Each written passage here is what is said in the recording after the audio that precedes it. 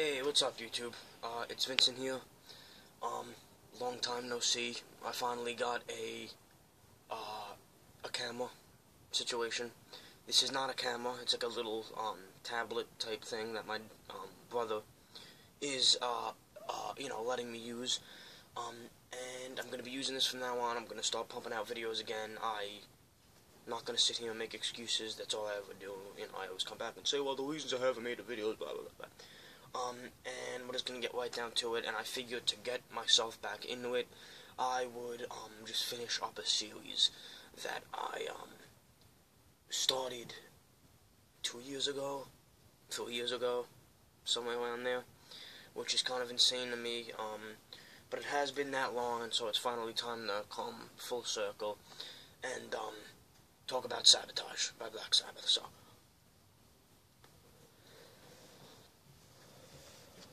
Now, this album was released in 1975, and it is a very good Black Sabbath record. It's a lot different than the band's previous records, kind of in the same way that Sabbath Bloody Sabbath was different than all the previous records. Now, this album is interesting in a lot of ways, because it goes back to the more traditional Sabbath sound, with a lot more emphasis on heavy, kind of hard driving songs. And that's not to say that Sabbath Bloody Sabbath wasn't heavy, because it was.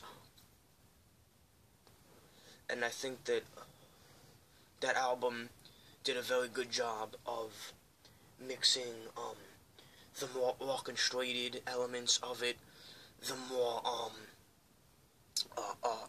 symphonic elements of that album, and it mixed it with that really, groovy, sludgy, heavy, classic sound that Black Sabbath, had throughout their whole career up to that point, and still on this album. A few differences, though.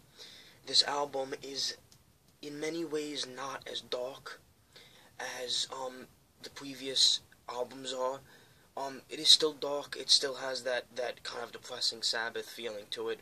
But a lot of the songs, such as Hole in the Sky, Symptom of the Universe, The Wit, songs like that are more kind of hard rock orientated.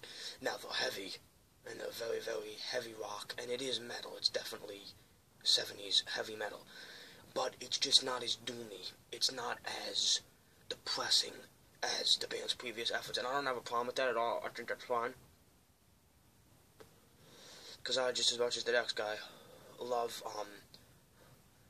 70s hard rock, you know what I mean, and a more groovy, kind of, I don't want to say feel-good music, because Sabbath never fit into that category, maybe in a couple songs, but it is less dirgy than the band's previous records, I'll put it that way, but at the same time, the band retains the experimental element that they had on Sabbath Bloody Sabbath. There's a lot of, well, not a lot, but there's a good amount of acoustic stuff on here.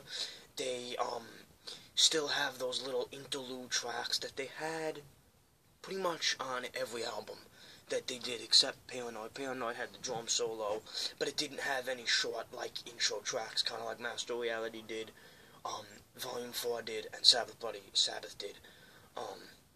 It was kind of interludes, those instrumentals where Tony's just playing, acoustic or something like that. Some sort of break in between the just heavy Sabbath, sounding stuff. And this album has that, and they're pretty cool. You get another acoustic piece on this record, and then you get this really weird, kind of experimental track, which I believe is the 6th song, or maybe the 7th. I'm not sure. Anyway, that really fucking threw me off. Anyway, it was the 6th or 7th track, and it's, a very cool song with, these weird, choirs in the background. It's, these weird sound effects. It's real cool, and it sets up the finale song really, really well, which is The Wit, like I was, talking about. Now, the production on this album is very, very good. All the instruments are balanced, like pretty much always. Geezer's bass, again, is a little low in the mix. The first three albums by Sabbath, his bass is always prominent. You always hear it.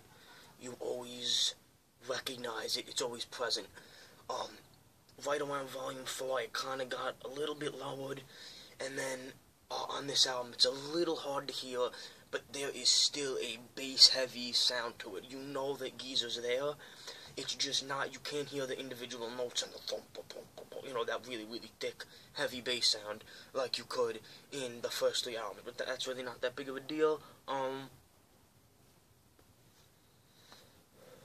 Actually, I take it back. It is a big deal. I love Geezer, and it kind of sucks, but it's present. It's just not as clear, and you can't make out every single note like like you can in Master Reality, for example. And Paranoid, too, I think. But Master Reality definitely had, in my opinion, my favorite production of, I wouldn't say my favorite production, just because I think each production on each album gives it its own identity and helps fuel the particular sound that the band is going for, you know? So I think that's great, and if you want to know what I mean by that, watch my Volume 4 review, and I'll explain more about why I feel that way.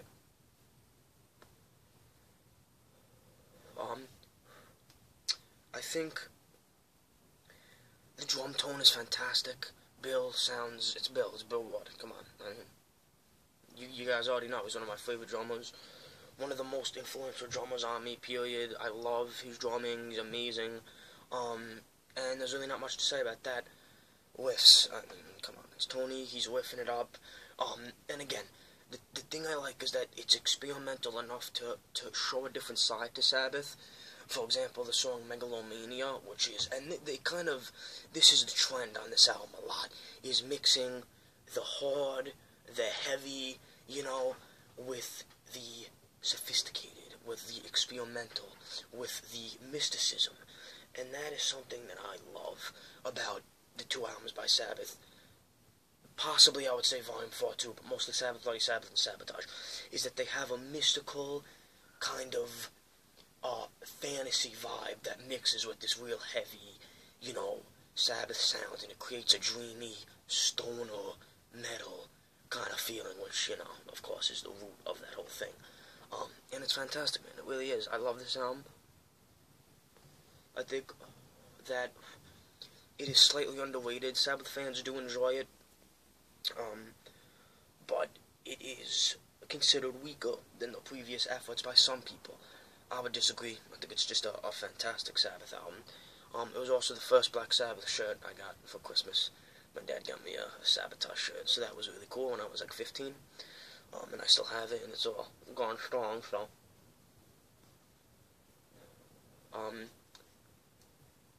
What else? The flow of the record's fantastic, and the thing that I like about it is that the structure of the songs, except a couple, Symptom of the Universe, excuse me, Megalomania, the thrill of it all, the wit, you know, all these songs start really, really heavy, really, really driving, really, really just classic Sabbath. And then, as the songs progress, they get more progressive, they get more, what's the word? Uplifting, they get more epic in their sound, and it's fantastic, and it's structurally something that carries the album, and it gives it the real unique flow, and it's just an up, and it's a down, and it's up, and it's down, and it's like this push and pull, you know, which I think all Sabbath albums do to a degree, but I think that this record really, really does it really, really well, so.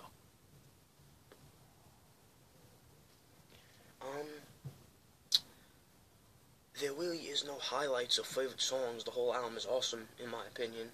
Every song is worth listening to, and it is just another classic Sabbath album. Really, that's really all it is. It is another example of why they're so influential and why they're so awesome, really. Now, if I were to rank it within all the Sabbath albums, I'd probably say that it is like my third favorite or fourth favorite or something like that. Actually, no, it's my third favorite probably. But that's almost like picking a favorite kid. You can't really do it unless you're an asshole, so. And that just describes how I feel about Black Sabbath. I fucking love this band. So, I finally got this thing done.